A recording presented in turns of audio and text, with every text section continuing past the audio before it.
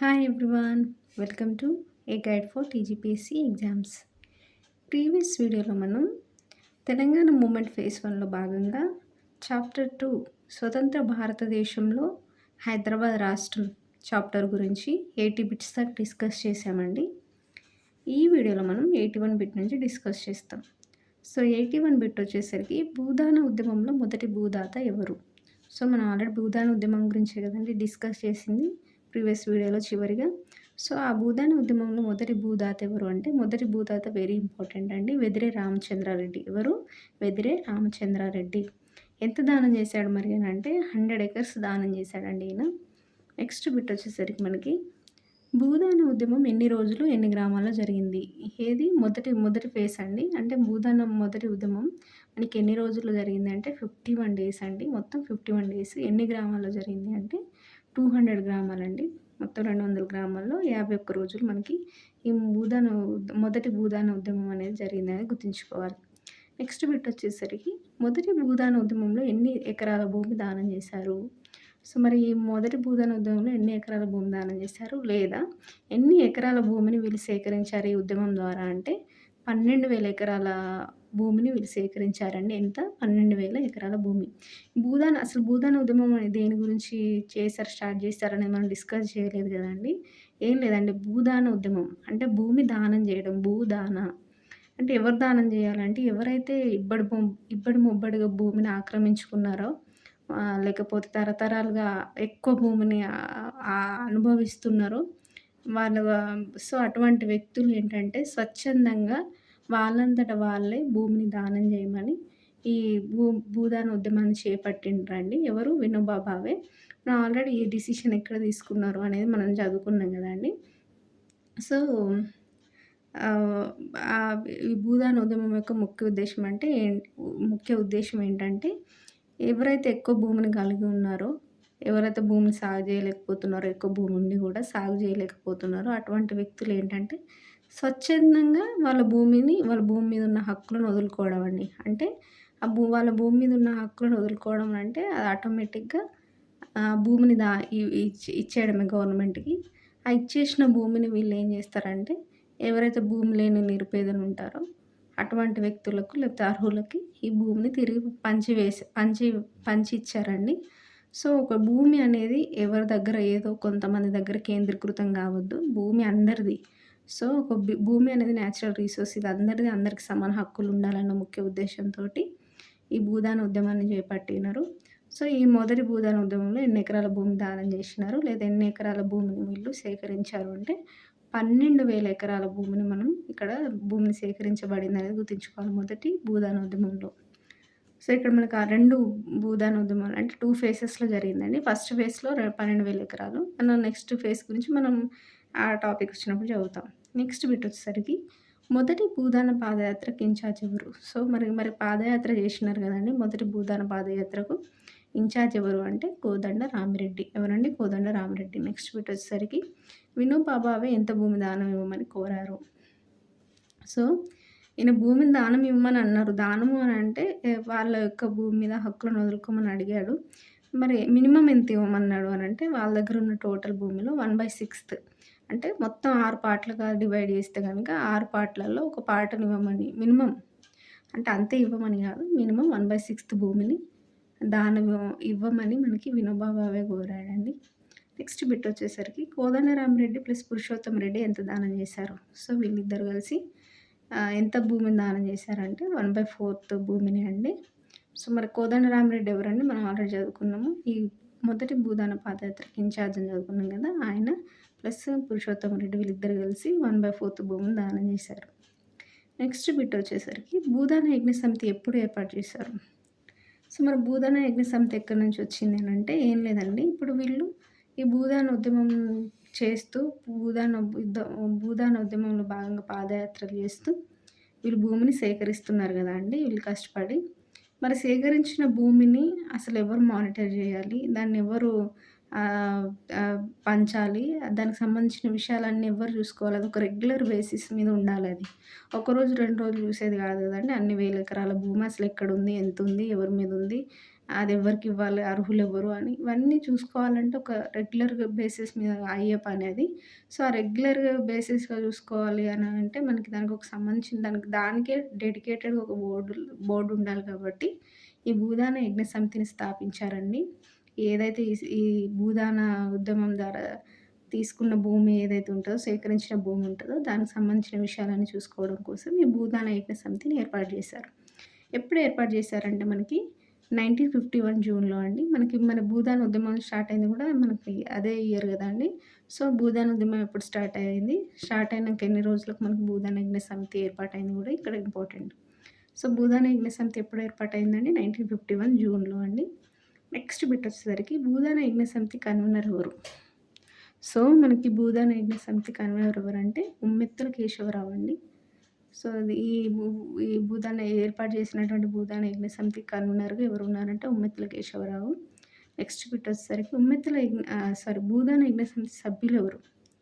So, convener వచ్చేసరికి ఉమ్మెత్తల కేశవరావు అండి. మరి సభ్యులెవరు అనంటే కోదండ రామిరెడ్డి ప్లస్ సంగం లక్ష్మీబాయి మనకి ఈ భూదాన యజ్ఞ సమితిలో సభ్యులుగా ఉన్నారనేది గుర్తుంచుకోవాలి. నెక్స్ట్ బిట్ వచ్చేసరికి నిన్నటి ఇతిహాసం ఎవరి ఆత్మకథ? ఎవరి ఆత్మకథ అండి? కోదండ రామిరెడ్డి. సో, కోదండ రామిరెడ్డి మనకి భూదాన ఉద్యమంలో చాలా ఇంపార్టెంట్ రోల్ ప్లే చేశాడు. సో, ఈయన యొక్క ఆత్మకథ ఏంటి అనేది ఇంపార్టెంట్ కాబట్టి ఏంటి ఈయన ఆత్మకథ అంటే నిన్నటి ఇతిహాసం. నెక్స్ట్ బిట్ వచ్చేసరికి మీర్ ఉస్మాన్ అలీ ఖాన్ మొదటి భూదాన ఉద్యమంలో ఎంత భూమిని దానం చేశాడు? సో, ఈయన మీర్ ఉస్మాన్ అలీ ఖాన్ ఎవరండి? మనకు ఏడవ నిజాం అని చదువుకున్నాం గదండీ! సో, ఈ ఏడవ నిజాం అయినటువంటి మీర్ ఉస్మాన్ అలీ ఖాన్ మనకు స్వాతంత్రం వచ్చిన తర్వాత హైదరాబాద్ రాష్ట్రంలో ఈ భూదాన ఉద్యమం జరిగేటప్పుడు ఆయన యొక్క సర్ఫేకస్ భూములున్నాయి. ఆయన సొంత భూములని చదువుకున్నాం గదండీ! సో, అందులో భాగంగా ఆయన 3500 ఎకరాల భూమిని ఈయన దానం చేశాడు. ఏ ఏ భూదాన ఉద్యమం అండి? మొదటి భూదాన ఉద్యమం ఫస్ట్ ఫేజ్. నెక్స్ట్ బిట్ వచ్చేసరికి వినోబా భావే మొదటి యాత్ర చివరికి ఎక్కడికి చేరింది అనంటే, వినోబా భావే ఏదైతే ఈ మొదటి భూదాన యుద్ధంలో భాగంగా ఈయన చివరికి ఎక్కడికి చేరుకున్నాడంటే ఆదిలాబాద్‌లోని ఆసిఫాబాద్ నుండి ఈయన మహారాష్ట్రలోని చందాపూర్‌కి వెళ్ళాడండి భూదాన పాదయాత్రలో భాగంగా. సో, ఇది ఇంపార్టెంట్. ఎక్కడి నుంచి ఎక్కడికెళ్ళిండంటే ఆదిలాబాద్‌లోని ఆసిఫాబాద్ నుండి మహారాష్ట్రలోని చంద్రపూర్‌కి ఈయన భూదాన పాదయాత్రలో భాగంగా ఎళ్ళాడు. అంటే హైదరాబాద్ రాష్ట్రం నుంచి ఎళ్ళాడు. నెక్స్ట్ బిట్ వచ్చేసరికి భారత ప్రభుత్వం 50,000 సైన్యం చేయలేని పని ఒక బక్క చిక్కిన మనిషి తెలంగాణలో చేయుచున్నాడు అని ఎవరు అన్నారు? సో, ఈ బక్క చిక్కిన మనిషి అంటే ఇక్కడ ఎవరు అనంటే వినోబా భావే అండి. ఈయన చాలా సన్నగా ఉండేవాడు కాబట్టి ఈయనను బక్క చిక్కిన మనిషి అని ఈయన పేర్కొన్నాడు. ఎవరు? నెహ్రూ. సో, ఏంటి భారత ప్రభుత్వం 50,000 సైన్యం చేయలేని పని అంటే అంత ఇట్లా ఏంటంటే ఎటువంటి హింస జరగకుండా, ఎటువంటి ఒత్తిడి లేకుండా ఈయన ఏమంటారు శాంతపూర్వకంగా, ఇష్టపూర్వకంగా ఏదైతే అది భూమి ఉందో అన్ని వేల ఎకరాల భూమిని ఎటువంటి హింస లేకుండా శాంతిపూర్వకంగా, అంతేకాకుండా భూ యజమానుల యొక్క ఇష్టానుసారంగా వీళ్ళు భూమిని సేకరించడం అంటే మామూలు విషయం గాదండి. సో, అట్లా అహింస పద్ధతిలో ఈయన అంత చేశిండు గాబట్టి, అంత భూమిని ఈయన సేకరించిండు గాబట్టి, ఒక భారత గవర్నమెంట్ 50,000 సైన్యం ఉన్నప్పటికి చేయలేని పనిని ఒక బక్క చిక్కిన మనిషి తెలంగాణలో చేయుచున్నాడు అని ఎవరన్నారంటే నెహ్రూ అన్నాడండి. దేని సందర్భంగా అంటే ఈ భూదాన ఉద్యమంలో మనకి వినోబా భావే అంత భూమిని సేకరించిండు కాబట్టి ఒక బక్క చిక్కిన మనిషి ఇంత చేస్తున్నాడని చెప్పి దాన్ని ఉద్దేశించి మనకు నెహ్రూ వ్యాఖ్యానించాడనేది గుర్తుంచుకోవాలి. నెక్స్ట్ బిట్ వచ్చేసరికి భూదానం చేసేవారు భూమిపై తమ హక్కులను వదులుకుంటూ రాజీనామా పత్రాన్ని ఎవరికి సమర్పించాలి? సో, మరి ఎవరైతే ఈ భూదానం చేస్తారో ఆ చేసేవాళ్ళు భూమిపైన ఉన్న హక్కులను వదులుకుంటూ వాళ్ళ రాజీనామా పత్రాన్ని ఎవరికి సమర్పించాలి అనంటే తహసీల్దార్ అండి. ఆ టైంలో ఎవరికి అంటే తహసీల్దార్‌కి. నెక్స్ట్ బిట్ వచ్చేసరికి భూదానం చేయు భూమిపై ఎటువంటి రుణము, శిస్తు బకాయి లేనప్పుడు ఆ భూమిని భూదానంగా స్వీకరించి ఏ భూమిగా నమోదు చేస్తారు? సో, ఇప్పుడు భూదానం చేసే వాళ్ళు ఎవరైతే ఉన్నారో వాళ్ళ యొక్క ఏ భూమినైతే వాళ్ళు భూదానం చేయాలనుకుంటున్నారో అటువంటి భూమిపై ఎటువంటి రుణము, శిస్తు బకాయి ఉండొద్దండి. అంటే ఆ భూమి మీద రుణం తీసుకోవద్దు. అలానే శిస్తు బకాయి గవర్నమెంట్‌కి చెల్లించాల్సిన శిస్తు బకాయి గూడా ఉండొద్దు. సో, అటువంటి భూమిని వీళ్ళు స్వీకరిస్తారు భూదానంగా. స్వీకరించినప్పుడు ఆహ్, దాన్ని ఏ ఏ భూమిగా వీళ్ళు నమోదు జేస్తారంటే ఖరీజ్ ఖాతాలో నమోదు జేస్తారండి. ఇది ఇంపార్టెంట్. Very, very important. అంటే భూదానం చేయ భూమిపై ఎటువంటి రుణము, శిస్తు బకాయి లేనప్పుడు దా ఆ భూమి మీద ఏ రుణము, శిస్తు బకాయి లేనప్పుడు ఆ భూమిని భూదానంగా స్వీకరిస్తారు. స్వీకరించి ఆ భూమిని మనకి ఏ ఖాతాలో ఆహ్, రాస్తారు, నమోదు జేస్తారు అంటే ఖరీజ్ ఖాతా అనేది ఇంపార్టెంట్. ఏ ఖాతా అండి? ఖరీజ్ ఖాతా. నెక్స్ట్ బిట్టొచ్చేసరికి భూగ్రహీత నియమాలు.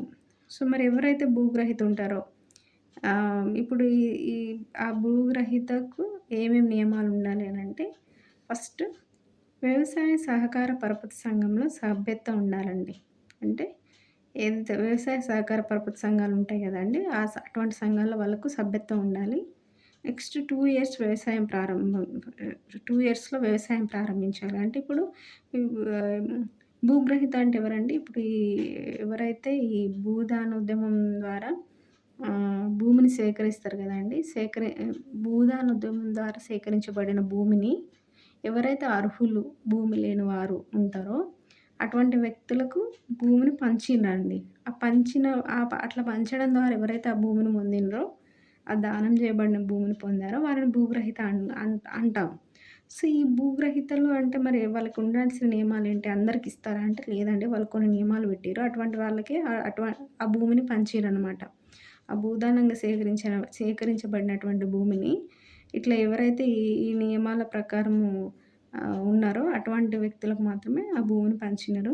సో, ఏంటి ఆ నియమాలు? ఆ భూగ్రహీతకు ఉండాల్సిన నియమాలేంటంటే ఫస్ట్ వచ్చేసరికి మనకి వ్యవసాయ సహకార పరపతి సంఘంలో సభ్యత్వం ఉండాలి వాళ్ళకి.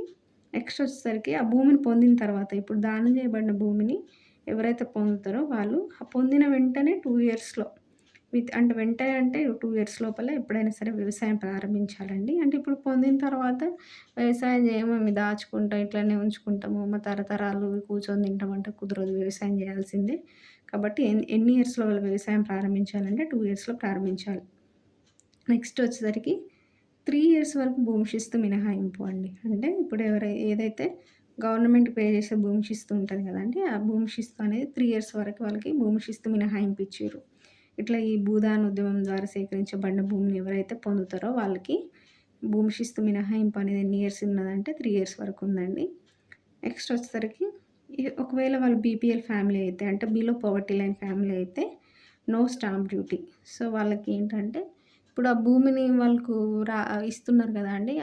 అర్హులైన వాళ్ళకి ఎవరైతే భూములు లేరో అటువంటి వ్యక్తులు ప్లస్ ఈ నియమాలు ఆహ్, పాటించినటువంటి వ్యక్తులు ఈ నియమాలను సాటిస్ఫై చేసినటువంటి వ్యక్తులు ఎవరైతే ఉన్నారో వాళ్ళకి ఆ భూమిని ఇస్తారు గదా! ఇచ్చేటప్పుడు ఒకవేళ వాళ్ళు బిలో పావర్టీ లైన్ ఫ్యామిలీ అయితే గనక వాళ్ళకి స్టాంప్ డ్యూటీ ఉండదు అనమాట. స్టాంప్ డ్యూటీ అంటే మనకి ఈ భూమి రిజిస్ట్రేషన్‌లో భాగంగా గవర్నమెంట్ గట్టాల్సిన ట్యాక్స్ గదండీ! సో, ఈ స్టాంప్ డ్యూటీ అనేది లేకుండా వాళ్ళకి అంటే ఇటువంటి డబ్బుల భారం గాకుండా వాళ్ళకి స్టాంప్ డ్యూటీ లేకుండా వాళ్ళకి భూమి రిజిస్ట్రేషన్ జేసి ఇస్తారు ఫ్రీగా.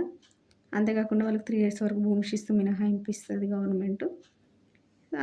ఈ ఫస్ట్ 2 నియమాలు వాళ్ళు సాటిస్ఫై జేయాలి. సో, ఇవన్నీ మనకి ఈ భూగ్రహీత నియమాల్లో భాగంగా మనం తెలుసుకోవాలండి. నెక్స్ట్ బిట్ వచ్చేసరికి మనకి వినోబా భావే రెండవ భూదాన యాత్ర ఎప్పుడు జరిగింది? సో, ఇప్పటిదాకా మనం వినోబా భావే యొక్క మొదటి భూదాన యాత్ర గురించి డిస్కస్ చేసాము. మరి రెండవ భూదాన యాత్ర ఎప్పుడు జరిగింది అనంటే మనకి రెండవ భూదాన యాత్ర ఖమ్మం జిల్లాలోని ఎర్రపాలెం నుంచి జరిగిందండి. ఈయన స్టార్ట్ చేసింది ఎక్కడంటే ఖమ్మం జిల్లాలోని ఎర్రపాలెం నుంచి స్టార్ట్ చేశాడు. సో, ఈ ప్లేస్ ఇంపార్టెంట్. ఎప్పుడు అనేది కూడా ఇంపార్టెంట్. ఎప్పుడంటే 1955 డిసెంబర్‌లో స్టార్ట్ చేశాడండి.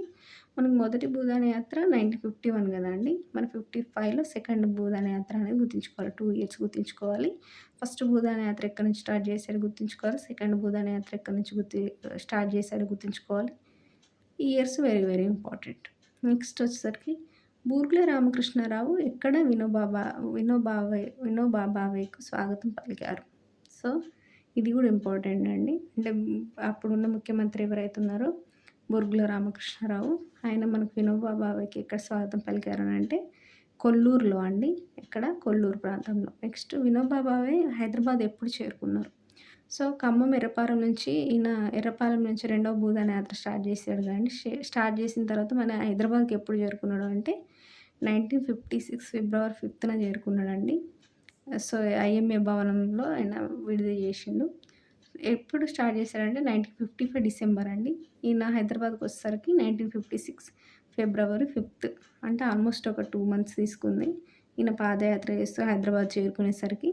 సో, ఎప్పుడు చేరుకున్నాడనేది కూడా ఇంపార్టెంట్. నెక్స్ట్ బిట్ వచ్చేసరికి భూదాన ఉద్యమానికి మద్దతుగా విద్యార్థులు ఎక్కడ బహిరంగ సభ చేశారు? సో, భూదాన ఉద్యమాన్ని విద్యార్థులు గూడా వీళ్ళు సమర్థించారు. ఆహ్, ఏ ఏ ఎక్కడ బహిరంగ సభ చేశారు విద్యార్థులంటే వివేకవర్ధిని కాలేజ్‌లో చేశారండి. సో, ఇది గూడా ఇంపార్టెంటే. ఏ కాలేజ్‌లో మనకి భూదాన ఉద్యమానికి మద్దతుగా విద్యార్థులు బహిరంగ సభ చేశారు అంటే వివేకవర్ధిని కాలేజ్. ఎప్పుడు? 1956 ఫిబ్రవరి 6న అండి. సో, 56 ఫిబ్రవరి 5న మనకి వినోబా భావే హైదరాబాద్ వచ్చిండు. వచ్చిన తర్వాత నెక్స్ట్ డే ఫిబ్రవరి 6న అదే సంవత్సరం మనకి వివేకవర్ధిని కాలేజీలో బహిరంగ సభ జరిగిందనేది గుర్తుంచుకోవాలి. దేనికి మద్దతుగా అండి? భూదాన ఉద్యమానికి మద్దతుగా. నెక్స్ట్ బిట్ వచ్చేసరికి భారత రాష్ట్రపతి రాజేంద్ర ప్రసాద్ ఎక్కడ కలుసుకున్నారు? ఫస్ట్ ఏమో బూర్గుల రామకృష్ణారావు ఎక్కడ కలుసుకున్నారు? వినోబా భావేను అని చదువుకున్నాం కదండీ! ఇప్పుడు అప్పుడున్న భారత రాష్ట్రపతి ఎవరంటే రాజేంద్ర ప్రసాద్ గారండి. సో, ఆయన ఎక్కడ కలుసుకున్నారు మరి వినోబా భావేని అంటే పాలమాకుల గ్రామం అండి. ఎక్కడ? పాలమాకుల గ్రామం. ఎప్పుడు అంటే 1956 ఫిబ్రవరి 8న. సో, ఏ ఏ ఏ పర్సన్స్ ఏ ప్రాంతాల్లో కలుసుకున్నారో అనేది ఇంపార్టెంట్ గుర్తుంచుకోవాలి. బుర్గుల రామకృష్ణారావు అయితే కొల్లూరు ప్రాంతంలో, భారత రాష్ట్రపతి రాజేంద్ర ప్రసాద్ అయితే మనకి పాలమాకుల గ్రామంలో కలుసుకున్నాడనేది ఇక్కడ very very important. Next bit వచ్చేసరికి నెహ్రూ ఎక్కడ కలుసుకున్నారు మరి? సో, ఈయన రాష్ట్రపతి పాలమాకుల గ్రామం. అప్పుడు రాష్ట్రపతి ఎవరు? రాజేంద్ర ప్రసాద్. మరి నెహ్రూ ఎక్కడ కలుసుకున్నారు? నెహ్రూ పీఎం కదా అండి! Prime minister. మరి ఈయన ఎక్కడ కలుసుకున్నాడంటే వినోబా భావేను మహబూబ్ నగర్ జిల్లా మదనపల్లిలో మాధవపల్లిలో అండి.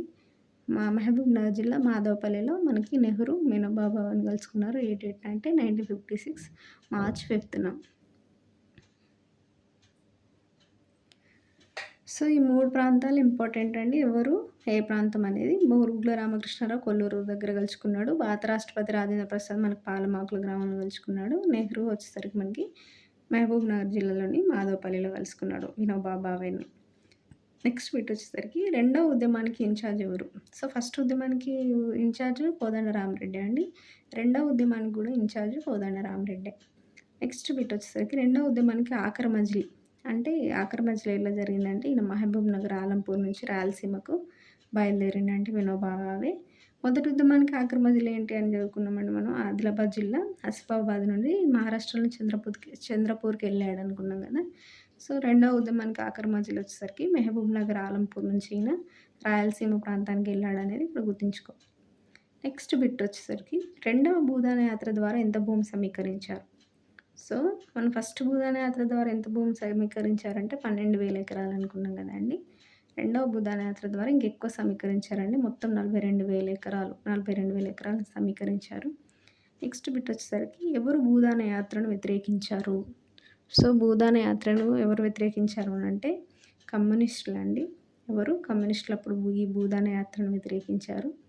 నెక్స్ట్ బిట్ వచ్చేసరికి దేశవ్యాప్తంగా భూదాన ఉద్యమం ద్వారా మనకి ఎన్ని సంవత్సరాల్లో ఎన్ని లక్షల ఎకరాలు సమీకరించారు అంటే దేశవ్యాప్తంగా మొత్తం దేశంలో చూసుకుంటే గనక ఇప్పటిదాకా మనం భూదాన యాత్రలు తెలంగాణలో అంటే హైదరాబాద్ రాష్ట్రంలో చూసుకున్నామండి. తెలంగాణ అంటున్నా. అప్పుడు తెలంగాణలో అనేది ఒక ప్రాంతం మాత్రమే హైదరాబాద్ రాష్ట్రంలో. సో, హైదరాబాద్ రాష్ట్రంలో మనకి ఇప్పటిదాకా చూసుకున్నాము. మొత్తం దేశవ్యాప్తంగా చూసుకుంటే గనక ఈ భూదాన ఉద్యమం ద్వారా మొత్తం 42 లక్షల ఎకరాలు సేకరించారండి. ఎన్ని సంవత్సరాలలో? 15 ఇయర్స్‌లో. మనకి హైదరాబాద్ రాష్ట్రంలో చూసుకుంటే గనక ఫస్ట్ భూదాన యాత్రలో 12,000 ఎకరాలు, రెండవ భూదాన యాత్రలో 42,000 ఎకరాలు. మరి దేశవ్యాప్తంగా చూసుకున్నట్టయితే గనక 42 లక్షల ఎకరాలు 15 ఇయర్స్‌లో. నెక్స్ట్ బిట్ వచ్చేసరికి భూదాన యజ్ఞ బోర్డు ఎప్పుడు స్థాపించారంటే భూదాన యజ్ఞ బోర్డు అధ్యక్షుడు ఎవరంటే ప్రభాకర్ అండి. మనం చదివేటప్పుడు భూదాన యజ్ఞ సమితిని మనకి 1951లో స్థాపించారనుకున్నాం కదండీ! సో, ఈ 1951లో స్థాపించినటువంటి ఈ భూదాన యజ్ఞ సమితినే భూదాన యజ్ఞ బోర్డుగా మార్చిర్రు. సో, దాని అధ్యక్షుడు ఎవరు ఫస్ట్ అంటే ప్రభాకర్ అండి అప్పుడు. నెక్స్ట్ సభ్యులెవరు అంటే కేశవరావు, కోదండరామిరెడ్డి, ఆహ్, రామచంద్రారెడ్డి, సివి చారి, ఆర్‌కే రామ్ వీళ్ళందరూ సభ్యులు. అధ్యక్షుడు వచ్చేసరికి ప్రభాకర్ అని గుర్తుంచుకోవాలి భూదాన యజ్ఞ బోర్డ్‌కి. నెక్స్ట్ బిట్ వచ్చేసరికి జయప్రకాష్ నారాయణ భూదాన యాత్ర మనకి ఎప్పుడు జరిగింది? సో, జయప్రకాష్ నారాయణ కూడా మనకు భూదాన యాత్రలో పాల్గొన్నాడండి. ఎప్పుడంటే 1952లో. సో, 1952లో ఆయన వైఫ్ ఎవరంటే ప్రభావతి. వైఫ్ ప్రభావతితో కలిసి జయప్రకాష్ నారాయణ మనకు 1952లో మహబూబ్ నగర్ జిల్లాలో ఈ భూదాన యాత్ర ప్రారంభించిండండి. సో, మరి దానికి ఇన్‌చార్జ్ ఎవరు అంటే కోదండరామిరెడ్డి అని గుర్తుంచుకోవాలి. జయప్రకాష్ నారాయణ మనకు తెలంగాణ మూవ్‌మెంట్‌లో ఇంపార్టెంట్ వ్యక్తి కాబట్టి, ఈయన కూడా భూదాన యాత్ర చేశాడు. ఏ సంవత్సరంలో చేశాడు, ఏ ఏ జిల్లాలో చేశాడని ఇంపార్టెంటు. మరి దానికి ఎవరు ఇన్‌చార్జ్‌గా పనిచేశారు అనంటే, దానికి కూడా కోదండరామిరెడ్డి అనేది గుర్తుంచుకోవాలి. నెక్స్ట్ వచ్చేసరికి నెక్స్ట్ బిట్టు భూదాన రజతోత్సవ పాదయాత్ర. సో, ఈ భూదాన ఉద్యమం very very important role play చేసిందండి. సో, ఎన్నో తరాలుగా, ఎన్నో సంవత్సరాలుగా అక్రమానికి గురైన భూమి గానీ, లేకపోతే ఇబ్బడి ముబ్బడిగా పనికి రాకుండా ఉండిపోయిన భూమి ఎవరైతే భూ అక్రమదారులున్నారో, లేకపోతే భూ యజమానులున్నారో, జమీందారులున్నారో, వాళ్ళ దగ్గర ఉన్నటువంటి భూమిని అనేది వీళ్ళు ఈజీగా సేకరించిర్రు ఈ భూదాన యాత్ర ద్వారా, భూదాన ఉద్యమం ద్వారా. సో, అటువంటి అట్లా అంత ఈజీగా అంటే హింస లేకుండా, ఎటువంటి కొట్టాటలు లేకుండా, గొడవలు లేకుండా శాంతియుతంగా ప్లస్ వాళ్ళ ఇష్టానుసారంగా వీళ్ళు భూమిని సేకరించిర్రు కాబట్టి, అది వెరీ ఇంపార్టెంట్ రోల్ ప్లే చేసింది మనకు తెలంగాణ హిస్టరీలో.